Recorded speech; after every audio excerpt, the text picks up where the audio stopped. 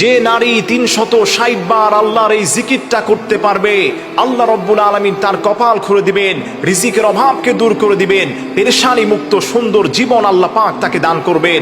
আপনি আশ্চর্যান্বিত হয়ে যাবেন। আমার প্রিয় ভাইরা, আমার প্রিয় মা বোনেরা, হযরত আয়েশা সিদ্দিকা রাদিয়াল্লাহু তাআলা আনহা থেকে মুসলিম শরীফের মধ্যে হাদিসটি বর্ণিত হয়েছে।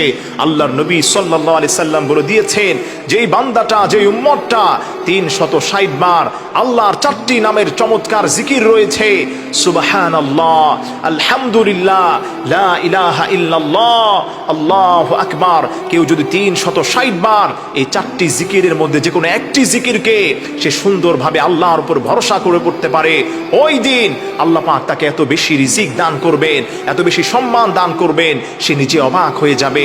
এজন্য আসেন আমার প্রিয় ভাইরা, আমার প্রিয় মা বোনেরা, সবাই তো ব্যস্ত, এই ব্যস্ততার মধ্যেও আল্লাহর নামের জিকিরগুলো 360 বার অন্তত পক্ষে আপনি পড়ার চেষ্টা করেন।